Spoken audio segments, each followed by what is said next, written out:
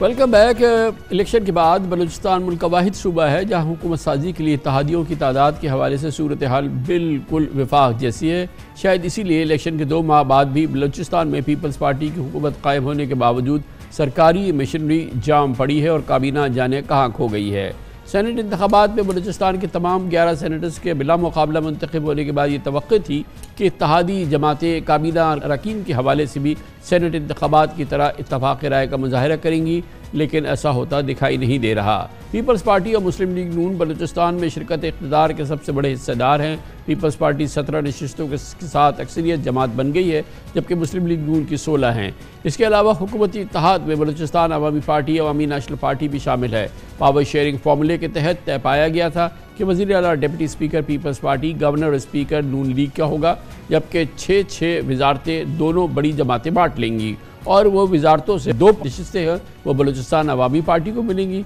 ताहम नून लीग और peoples party के दरमियान तयशुदा माहिदा शायद एक किसी बिगाड़ का शिकार है और पावर शेयरिंग प्लान से नाखुश दीगर जमातें भी काबीना की तश्कील में बड़े रोड़े अटका रही है या बहरहाल एक सूरत हाल है जो खींचातानी की है।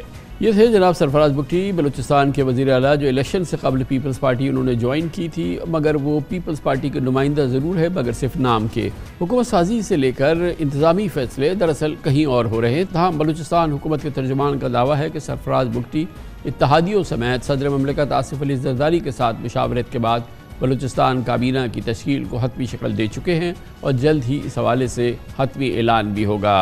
बलूचिस्तान में अभी तक हुकूमत गायब, काबीना गायब, इन तमाम उमूर पर बात करते हैं। हमारे साथ मौजूद हैं मुमताज़ सीनियर सहाफ़ी कोयटा में जनाब शहज़ादा जुल्फ़िकार। बहुत बहुत शुक्रिया शहज़ादा साहब। ये बताइएगा कि बड़ी अजीब सी सूरत हाल है।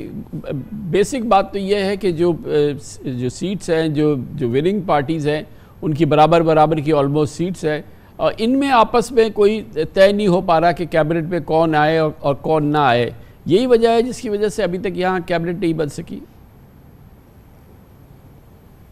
जी बिल्कुल खान साहब, देखें, अगर आप 2013 में जो इलेक्शन हुए थे उसमें डॉक्टर मालिक साहब चीफ मिनिस्टर बने थे, पश्तूनख्वा मिली अवामी पार्टी, नेशनल पार्टी और पाकिस्तान मुस्लिम लीग नून थी। ये 3 बड़ी पार्टियां थीं, बाकी छोटी पार्टियां भी ज़रूर होंगी लेकिन 3 बड़ी पार्टियां थीं और बहुत जल्दी आसानी से और क्रीम थी वो उस वक्त कौम परस्तों के, और बहुत आराम से चीज़ों को वो कहते हैं हम टैकल कर लेंगे। लेकिन 8 जून को डॉक्टर मालिक साहब हल्फ लेते हैं और उसके कई माह बाद 23 या 24 अक्टूबर को काबीना तश्कील पाती है। इसी तरह आज भी देख लें कि 2 बड़ी पार्टियां हैं, बज़ाहिर तो नज़र आता है कि बहुत आराम से चीज़ें तय कर लेंगी, बहुत कोई मसला नहीं है।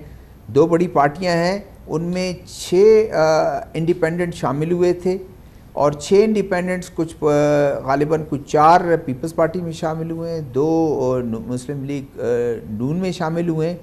उनको भी एकोमोडेट करना है, पार्टी के लोगों को भी एकोमोडेट करना है। खुद पार्टियां के अंदर बड़ी प्रॉब्लम्स हैं। ये सिर्फ ये नहीं है कि एक दूसरे के उनका जिस तरह शेयर होल्डर हैं उनका कि 6 आपको 6 वजारतें हमको, इसी तरह बाप है, बाप को उन्होंने क्या देना है, ANP को कोई वजारत देनी है नहीं देनी है, किस तरह अकोमोडेट करना है, ये मुश्किलात हैं। और उन मुश्किलात की वजह से, और फिर आपको पता है कामरान खान साहब कि ये इलेक्टेबल्स हैं, ये किसी पार्टीज़ के साथ कोई उनके हार्ड कोर के लोग नहीं होते हैं। जैसे सादिक उमरानी साहब हैं, बहुत पुराने वो रहे हैं, वो उनकी पार्टी कुछ भी मुश्किल में आए, अच्छी उसमें आए, वो उसके साथ देंगे। लेकिन दूसरी ये इलेक्टेबल्स तो पार्टियां बदलते रहते हैं, इनके लिए यही होता है कि हम किस तरह जो है अपने जो इंटरेस्ट है उसको सर्व करें। यही वजह है कि अब लोग वजारतों के लिए मुख्तलिफ पार्टीज़ में जाते हैं और इस वक्त ये तय हो नहीं सका, यही वजह थी। हालांकि चीफ मिनिस्टर ऑन रिकॉर्ड हैं, अभी भी मैं सुन रहा था, लेकिन ऑन रिकॉर्ड है, वो उन्होंने कहा कि 2 को हमारे इलेक्शन हो जाएंगे और उसके बाद तय हो जाएगा, हम राब्ते में हैं। ये बताइए कि एक जानिब तो ये जब तक इलेक्शन, ये सूबाई काबीना के लिए, गवर्नमेंट के लिए खींचातानी जिसमें कोई रेजोल्यूशन नहीं हो रहा, मगर दूसरी जानिब जो सेनेट इलेक्शन हुए वो खूब एक चमत्कार था कि सब लोग अनअपोज्ड हो गए और बहुत ही स्मूथ और बहुत ही ज़बरदस्त तरीके से। खबरें ये हैं कि इस्लामाबाद से कुछ लोग आए और उन्होंने ये बिल्कुल बहुत ही आसानी से ये मरहले को अबूर कर लिया। ये जो सेनेट इलेक्शंस हुए ये भी बड़े दिलचस्प है कि एक सीट पे भी मुकाबला नहीं हुआ। देखिए, आपने अपने ओपनिंग रिमार्क्स में भी कह दिया, अभी आपने ख़ुद भी कह दिया कि इस्लामाबाद से कुछ लोग कोयटा गए और कोयटे में तमाम मामला तय कर गए। तो जाहिर है अगर उनकी इन्वॉल्वमेंट हो तमाम चीज़ें तय हो जाती हैं। अब काबीना में भी जब वो बैठेंगे और सबको कह देंगे कि आपकी डिमांड नहीं होनी चाहिए, आप आराम से बैठ जाएं, आपको काबीना में हम शामिल नहीं करेंगे, आपको ये पोर्टफोलियो नहीं मिलेगा, उस वक्त ये हो जाएगा। यही इसी मैं वही कह रहा था कि इलेक्शन सेनेट के इसीलिए थे, इंतज़ार कर रहे थे कि उसके बाद लोग नाराज़ हो जाएंगे, फिर वो यहाँ वहाँ शायद वोट कास्ट ना कर दें। तो यही एक खदशा था, उसकी वजह से अनअपोज हुआ, इसीलिए कि कम से कम उन MPs की ब्लैकमेलिंग से हम आज़ाद हो जाए। अच्छा, अब क्या इस वक्त करंट स्टेटस क्या है? क्या लग रहा है कि 2-4 दिन या वो जो पहले आपने बताया डॉक्टर मालिक के ज़माने में कि तकरीबन 4 महीने तक कैबिनेट नहीं बनी थी, कुछ इसी किस्म का तातुल नज़र आ रहा है? रेजोल्यूशन के करीब है, कुछ हो रहा है? नहीं, हो जाएगा, इसलिए कि अभी कोई इसी वीक में, मेरे ख्याल में इसी वीक में हो जाएगा।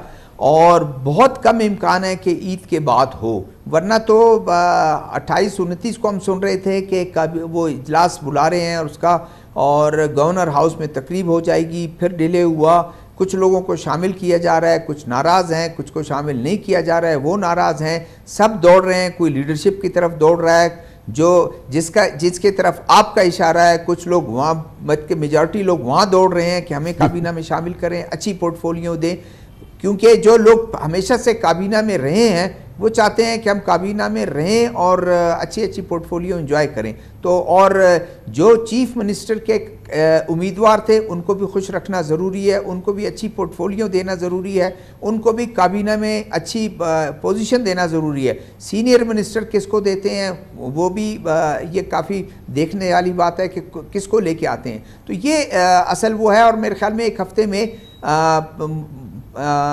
दोनों पार्टियों के लीडरशिप और दूसरी ताकतें मिलकर बैठ के ये फैसला कर लेंगी। बहुत शुक्रिया, बहुत शुक्रिया शहजाद जुल्फ़िकार साहब हमारे साथ थे, सीनियर साहबी कोयटा से। इसके साथ ही हमारे आज के प्रोग्राम का अख्ताम होता है। सैटरडे संडे की हफ्तावार तातील रहती है। पीर को इंशाल्लाह आपसे फिर मुलाकात होगी। पीर तक के लिए कामरान खान को इजाज़त। अल्लाह हाफ़िज़।